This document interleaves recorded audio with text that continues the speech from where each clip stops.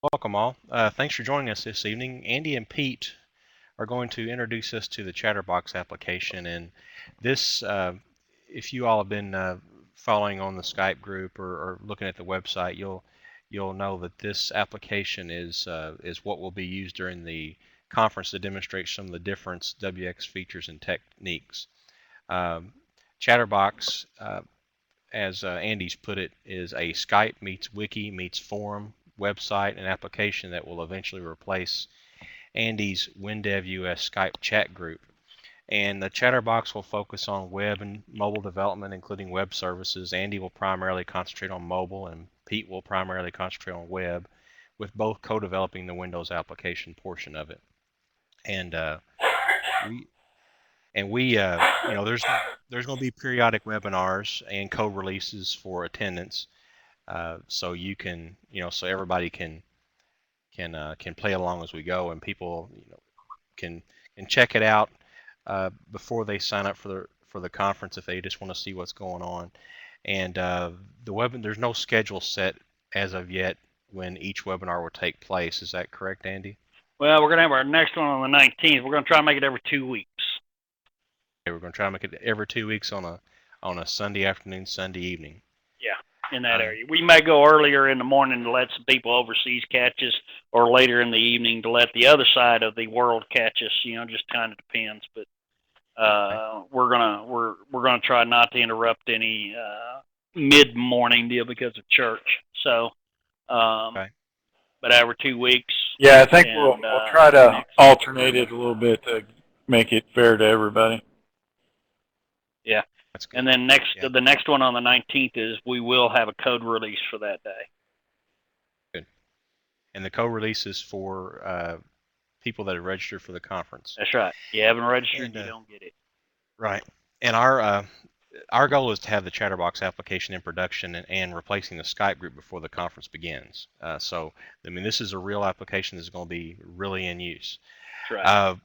Now, speaking of the conference, there's two different ways that you can go. There's a standard registration, which is $830, and that's an early bird price. The early bird price ends on 15 June. The regular price goes up to $1,000. And then there's the standard plus what we're calling the fundamentals boot camp, which is Glenn's training, and that's $1105. That's the early bird price. The regular price goes up to $1225 on 15 June.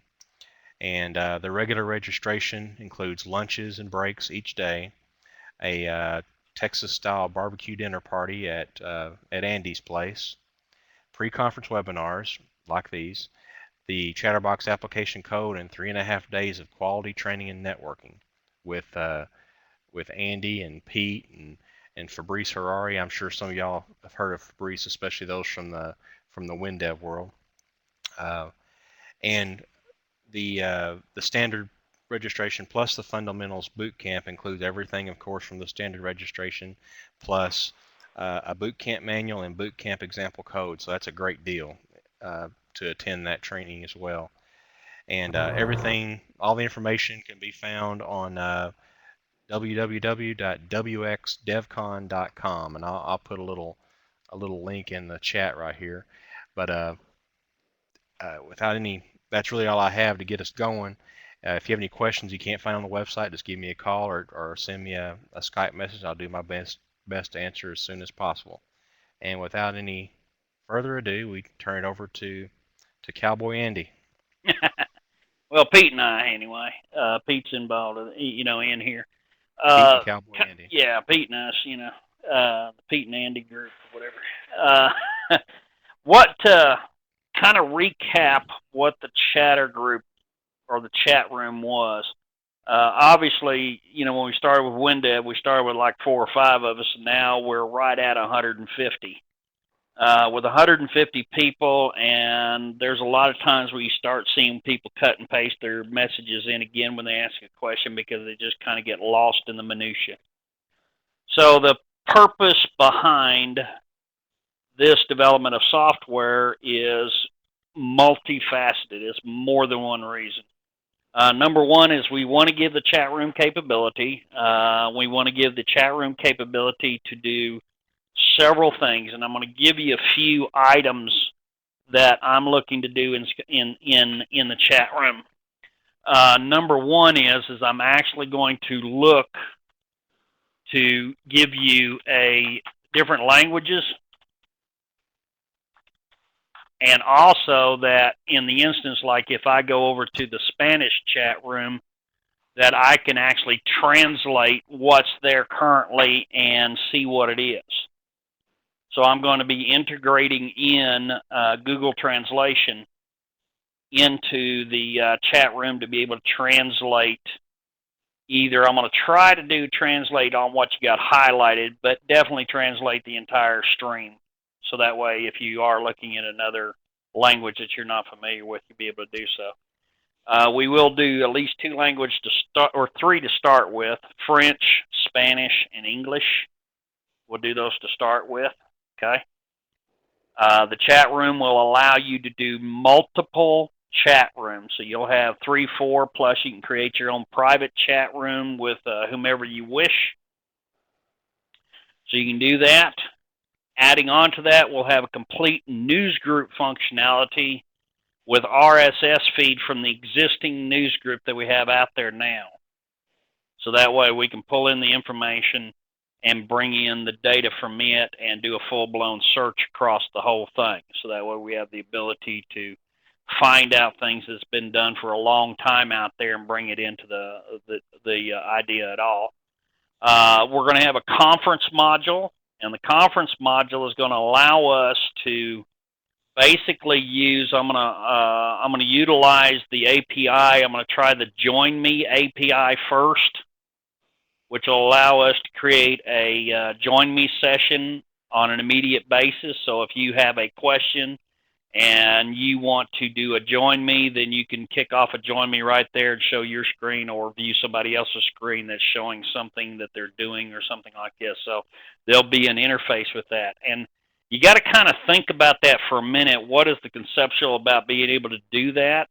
Well, frankly, you can literally take the code that's in here that we do that with, put it in your application as a support application, have it pop up an immediate chat to you as a support, or whoever's working with you as support, and then if you need to look at their screen, have them kick off a screen sharing with you, all through that same code functionality. So it's something that you're going to be able to pull directly from this application and use it in other applications. And we're going to design and write the code for that purpose. So we're not going to have it convoluted where it's going to be hard to pull it out. We're going to keep it separated and clean so that way you can pull it out and use it however you wish. We're also going to have a library, and the library is going to give all of the download functionality that we currently have in WX Live US, which has been graciously kept up with by Arnold, and hopefully he'll help keep this up as well. But basically, we're going to be using the same links from the WX US, both sides, plus anything else that that we have where we're up there talking about the open source projects, things like that will all be in there with some blurb to say what it is. So that way you can do that.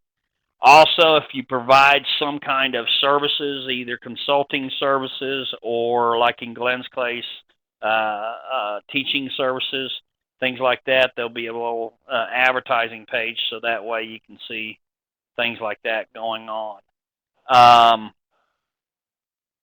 That will be also translated, the entire thing will be translated to the web.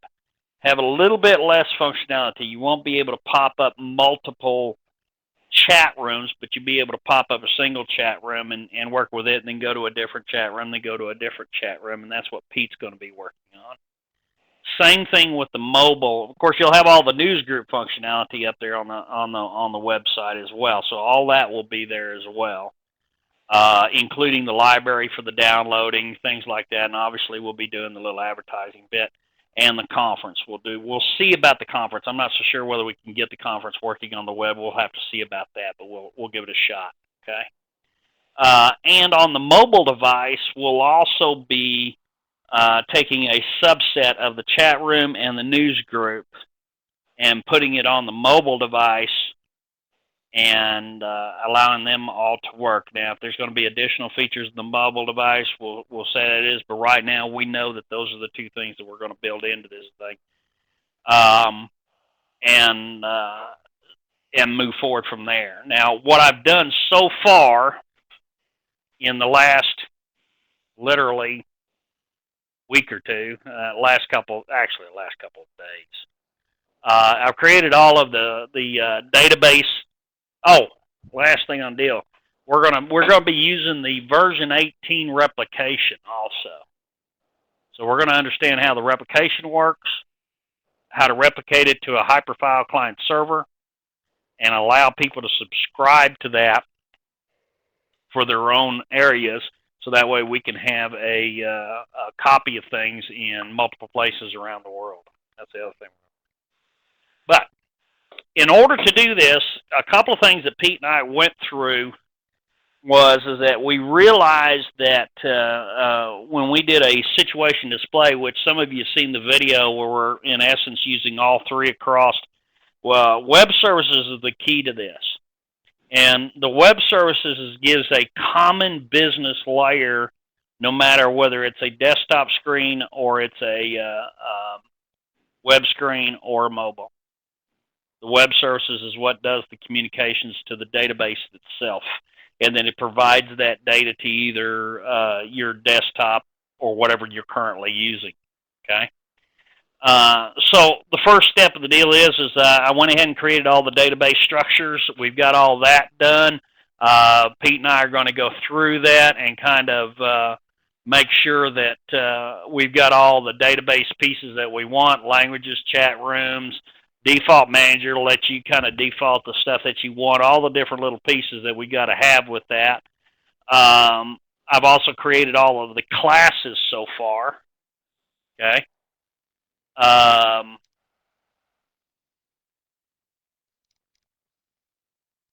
We got all the classes built so far for everything that we're pulling down for the news groups and information, and I am starting to work on all of the web services to be able to pull data for the web services.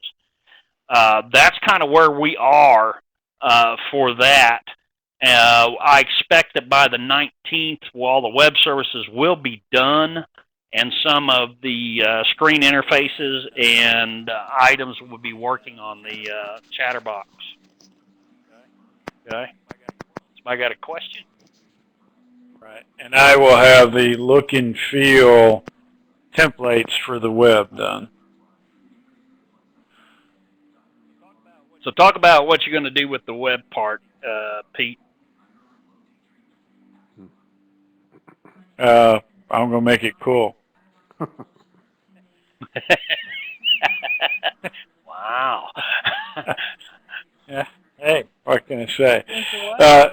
As me and Andy have talked, and we've kind of talked about this subject in the past, is a lot of people, when they start doing web development, they try to make their web application be an exact copy of their Windows application. And it never works well because they are different interfaces. They have different feature sets. So although we will try to have a lot of the same functionality as what the Windows application has, we will also be leveraging what comes naturally from the web properly to use the best of what the web has to offer. The web has some advantages over Windows, and it has some disadvantages. So some of what you will see as we move forward is, well, why did I do something a little different? Why did I make the interface a little different than what Andy did in the Windows version? So we'll be seeing some of that type of stuff. One of the things that, of course, we're concerned with on the web is having SEO ability into the, especially into the forum, so that the forum is visible from Google, so that anyone's out there searching for how do I use Ajax execute asynchronous. We want Google to find those searches. So we'll be doing SEO considerations. So basically, you know, that we've got to have the same general functionality, but we also have to keep in mind what the interface offers us as well. And we really like to get some feedback from everybody as we move forward from this, especially. It doesn't matter whether you're going or not, but we'd like to get some feedback because this is a community project per se, as everybody has 10 cents worth of, you know, would like to put into it and say, you know, I'd like to see this or I'd like to see that. We may not get all of the coding done before the DEF CON, but we want to have all the features that people are looking for capable, because this will be an ongoing project for quite some time. Okay, and it'll allow us to. It'll certainly allow us to move forward with it nicely and really let it grow. That's the reason why I wanted the 3 languages in there in the first place, because we have a large group of Spanish as well as French, and well, actually the largest is French, I think, and well, us upstart English are the rest of them. So, but we're trying to see if we can do everything. I like the desktop because I get more functionality. One of the functionalities you will see in here is control clone. We'll be using it to create the tabs for the chats. I did that the other day, and I thought it was pretty neat, and I'll show it to you. I have SQL statements here where I can select asterisk from member link, and I know it's got an asterisk in it, but you can see I'm doing a selection here. Let's do members. And I'm getting all the data from it. You can see all the data coming from here. Well, if I want another one, I just hit the new button, and now I've got another one where I can do select asterisk from member group. And what that's doing is that this one here is there all the time, and I'm doing a control clone for that one. And if I want another one, a control clone, control clone, control clone. Now I got as many as I want. I can turn around and close that particular one. Okay, I can close that one every time. That's what I can do. It's pretty slick that way. It's pretty easy, and I finally figured out how to do that. They came out that was 17 on how to do the control clone, and I used it on the tabs, how to do a control clone on the tabs, so it worked out pretty nicely that way. We are going to be moving to 18, so pretty much the first release of this will be in version 18 of WINDEV across the board. We just won't be initiating the development in 18 since it doesn't have a final release yet. We'll be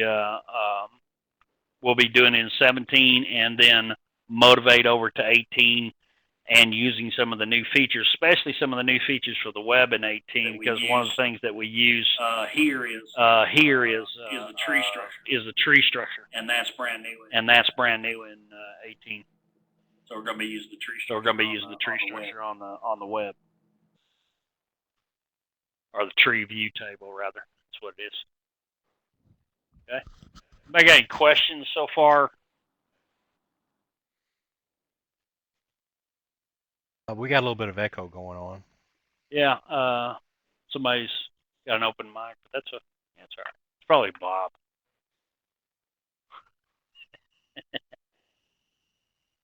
So as it stands right now, what I'm doing is creating the web services with the classes.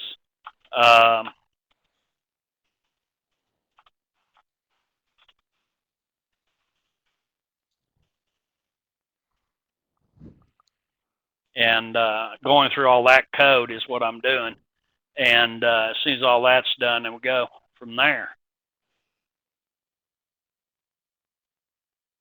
Anybody got any 2 cents worth they want to throw in for feature set or anything?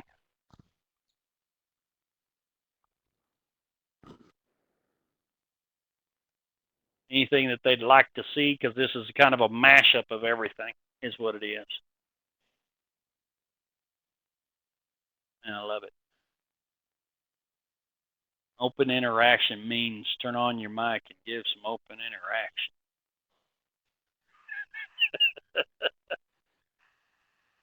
A couple of you are new. Have you run into situations you want to discuss real quick?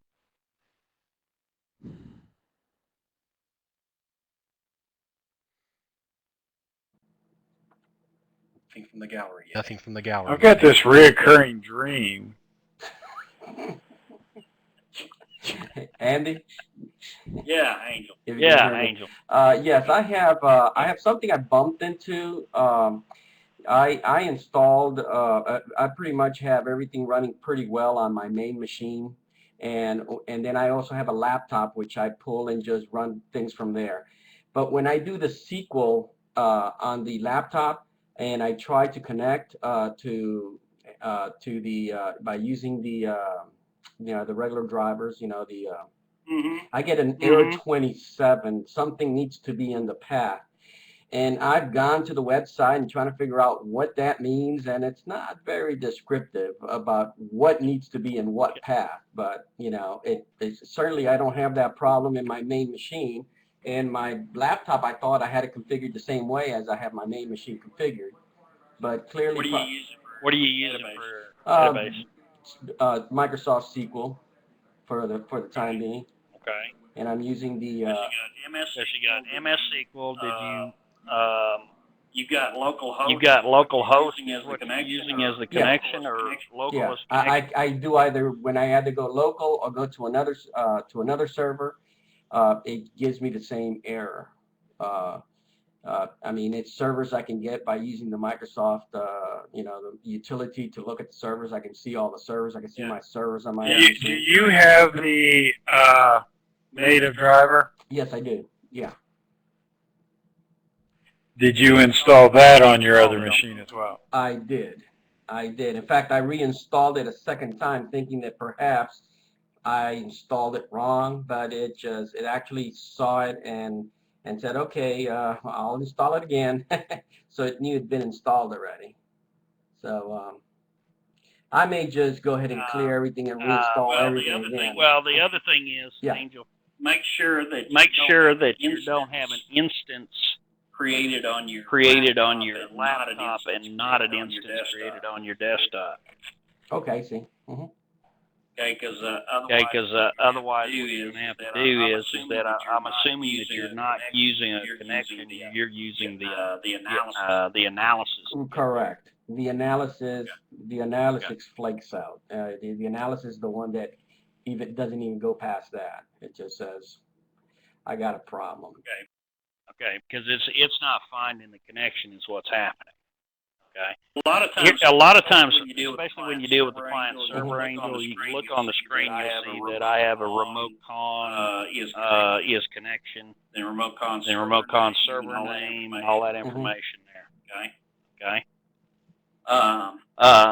This works the same. For this or MS SQL, doesn't matter. But I create that, and then I do a if connection underneath this.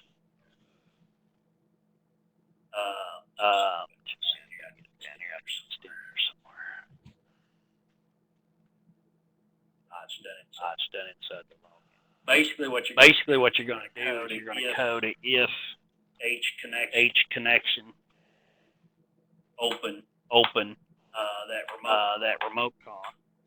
Then you can do an H change. Actually, I got it here on this other code. Same thing. See if the H connection is good, then I'm going to do an H connection to an asterisk for DBCon.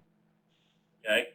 What that does is you can set that up and say I'm on the laptop, and you can test your connection. Do you know what your ID password is on your local machine? Yes, I do. And you should be able to connect it. Okay. Well, this works out well because I actually have multiple servers I connect to, so this is like I can have multiple servers. This is what you're going to use anyway. Cool. Yeah. Yeah. The second thing is that when you install MS SQL on your laptop, did you install all the connection libraries? I am not sure in the laptop, but You may be missing some of the libraries. Okay. That would be the two things. All righty. Other than that, the stuff works bulletproof, man. Oh yeah, Having a great time with it. Well, I'm going to go through this code. There's not a whole lot to do today because we didn't have any code to release. But what we'll do is on the 19th, we'll have this done. We'll be doing a backup, and that'll be put up for everybody to download, and they can look at it, ask questions. There's going to be some documentation in there. We're gonna go through a database review here, Pete and I, and make sure that we got all our bases covered. But the weekly deal is going over what we're releasing and what code that is that we're releasing and what it does. But what you need to do is at that point from the 19th to the next session, if there's something that you have a question about, you need to write those questions, come back to this session on the next one and say, I looked over this code. I don't understand what you're doing. And allow us then to explain what we were doing in that piece of code. Okay? Because the deal is we've gone through this once before, and there's a lot of sessions, but we're going to be limited on how much time we got between now and the DevCon, and I want this thing working. Period. Okay. And this will allow us to get that part done, giving you the code to review it, and then ask us questions of why did you do it this way? How come you're doing it this way? Will help us to drive this conversation as we move forward, because that's really what we want to do. The reason why we're using the web services is because it's a complete lack of duplication of code. I don't have to duplicate code for the desktop to the website to the mobile. It's going to use the same, it's going to basically use the same functionality across all three, and the web services handles the entire business layer to it. So it actually works great that way. Okay? And that's the reason why we did the web service on that situation display, the airline's situation display. It worked beautifully because he could change something on the mobile device, and you could see it changing on the website and see it changing on the desktop all at the same time. It's pretty cool. It's pretty cool. Some of that functionality. I know that also Fabrice, as part of his training deal, is going to be pulling out some .NET and ActiveX type stuff and showing how to get that working in the web, as well as other things as well. But I know that was some of the biggies that he had on his list. And we'll see if he can't get him involved in here next session on the 19th as well, in case people want to talk to him for a minute. Okay. Any other questions we can discuss?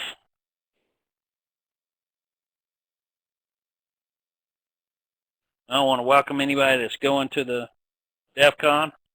I know that we're going to have fun. I posted up a little link of where we're going to have the barbecue, and the barbecue will be good. I can guarantee that. We'll have some good barbecue there. And basically it'll be a lot of learning, a lot of fun, and a lot of interaction, which is one of the good things. We'll continue to do this every year if we can. Certainly can. Other than that, Pete, you got anything to add? Glenn, you want to throw in your 2 cents worth, sir?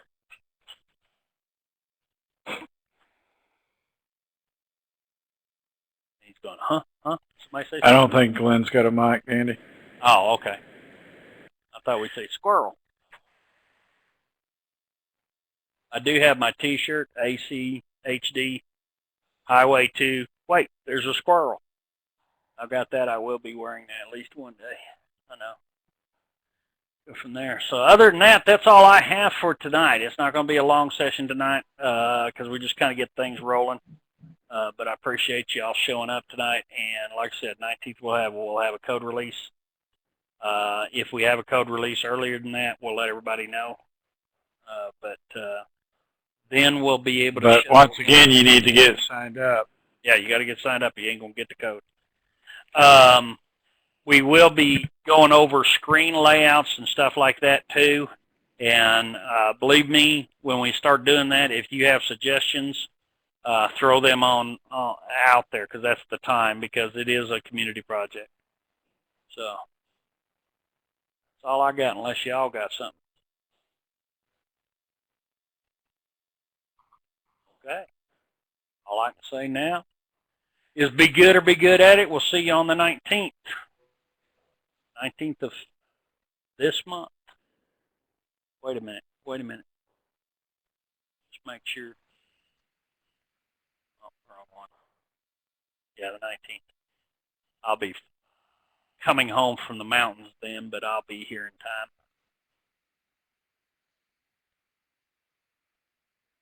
time. Okay.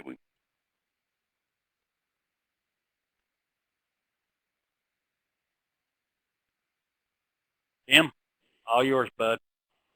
Be good. Okay, well, I don't have anything to add. But thanks a lot, everybody, for joining us this evening. Once again, you can find more details on www.wxlive.com. And if you have any questions, give me a call, 270-822-4218. Thanks a lot. Good night. Call late, call often. Yeah, the later you call, the better it is.